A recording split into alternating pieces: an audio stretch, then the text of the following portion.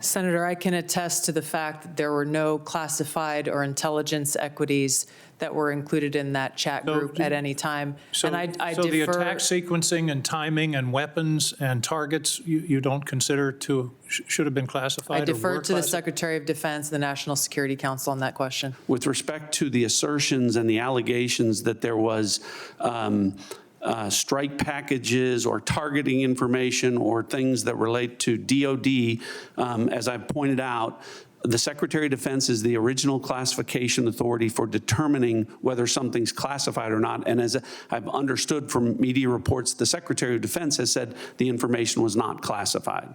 Did this conversation at some point include information on weapons packages, targets, or timing? Not that I'm aware of. Director Gabbard, same question. Same answer, and defer to the Department of Defense on that question. So I understand that DoD policy prohibits discussion of even what is called controlled unclassified information, or CUI, on unsecured devices. Are both of you aware of that DoD policy? Not familiar with the DOD policy, but I would say that the Secretary of Defense is the original classification authority for DOD in deciding what would be classified information. The deliberation between principals in our national security apparatus about whether or not to strike another country, would you consider that to be classified information? Pre-decisional strike deliberation should be conducted through classified channels. So the question has to be posed to Secretary Hegseth whether he declassified the information and at what point he did declassify it. Do you agree? Yes, I defer questions to the Secretary of Defense. But as you've indicated previously, perhaps the Secretary of Defense was discussing classified information, and only he can be held accountable in terms of whether it was classified or declassified at the point when he spoke. Is that accurate? Well, I didn't say it that way. I said the Secretary of Defense is the original classification authority, and my understanding is that his comments are that any information that he shared was not classified. But you have no way to verify that. I don't. Sabrina, the president, though, is saying that everyone else was using Signal. We're all doing it. Why don't you, in some respects? Is that standard in the federal government for data like this?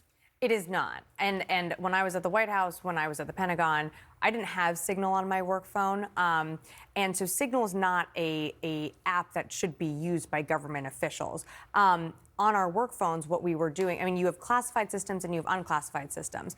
The unclassified systems, phones, emails, those are separate from classified systems. And what is so damaging and harmful in this reporting is that Secretary Hegseth took classified information and moved it into a non-secure format. And even though they're denying that there was classified information in these text threads, anytime there's a military operation, before an operation, if it is true that Secretary Hegseth put the locations, the timing, and the targets in that thread, that is classified. That is an operation.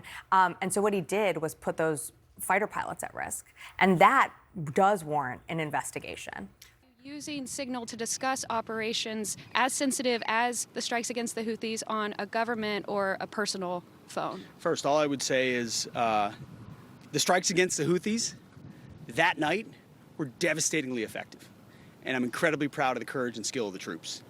And they are ongoing and continue to be devastatingly effective. The last place I would want to be right now is a Houthi in Yemen who wants to disrupt freedom of navigation. So the skill and courage of our troops is on full display. It's a complete opposite approach from the fecklessness of the Biden administration. President Trump said peace through strength will be brought back. Freedom of navigation will return, and that's exactly what we're doing. As I also stated yesterday, nobody's texting war plans, and that's all I have to say about that. So those same troops that you are proud of, do you regret putting information like the ones you did in the Signal chat that could endanger those same American service members? Nobody's texting war plans. I know exactly what I'm doing, exactly what we're directing. And I'm really proud of what we accomplished, the successful missions that night and going forward. Zolan, because this is an important point. He is talking about the effectiveness of the troops, comparing it to what he called the fecklessness of the Biden administration's approach to this, and that he was proud of the troops because the strikes against the Houthis was devastatingly effective, to use his own words. But then he was very particular when he answered the question. Nobody's texting war plans. He did not go into the rest of the information about what else could have been. Is that enough to suggest that the reporting is inaccurate? I don't think it is. I mean, at this point, he is saying, I mean, war plans, correct me if I'm wrong, anyone here, especially someone who's worked for the Defense Department, but I don't think there's one legal term for war plans. He might be using his own discretion to describe what exactly the war plans are in this instance. Look, what Jeffrey Goldberg reported is that there was sensitive details on this military strike sent in this group chat just 2 hours before the strike. I think any person that's reading this would consider that to be plans for a war, right? So he might be using his own discretion there, but at this point, you're right. We have not heard a specific answer and a detailed answer from the Secretary of Defense of why were you talking about this just in general on Signal? You know, obviously, what checks were in place to ensure who else was in this channel? Why not talk about this in the space that the government creates for these sensitive conversations as well? I don't think that answer will have this story go away. Is this a kind of odd arose by any other name? It's not a war plan I tweeted. It's not a war plan that I sent. Okay, maybe it was classified or sensitive information about location or strategy or anything else. Isn't that under the same umbrella and the point the same? Look, I go back to I think this administration has been straightforward from the very beginning, and I don't think that, to me, I don't see him playing games here with war plans. I see where we can parse it out, but again, I'm going to take him at his word. We have Mike Walls taking responsibility for this, so we have to take him at his word. And so I don't know what other suggestion there is to do, whether it is to release all of the information, but I mean, that's up to the administration, and that, to me, is what we're going to break, Walgo, is that I think that's what their review is all about, and that's what I assume this administration will continue to do. The thing about the review, too, I believe it's out of the NSC in the White House right now. One test that this creates, too, is, you know, Kash Patel said that he would lead an FBI that would be independent in his confirmation hearings. Pam Bondi saying the same thing. Will we actually see any review from the Justice Department on this, or the FBI? It does create a real test there for that. And Donald Trump also fired all of the inspector generals, who are also the check on the agencies as well. According to open source reporting at 11:44 on the morning of March 15th, Secretary Hegseth put into this group text a detailed operation plan, including targets, the weapons we were going to be using, attack sequences, and timing. And yet you've testified that nothing in that chain was classified. Wouldn't that be classified? What if that had been made public that morning before the attack took place? Senator, I can attest to the fact that there were no classified or intelligence equities that were included in that chat group. My source tonight, you just heard from there, an independent senator from Maine, Senator Angus King, and thank you so much for being here. You seemed quite skeptical of the argument about this discussion not being classified, what they were talking about.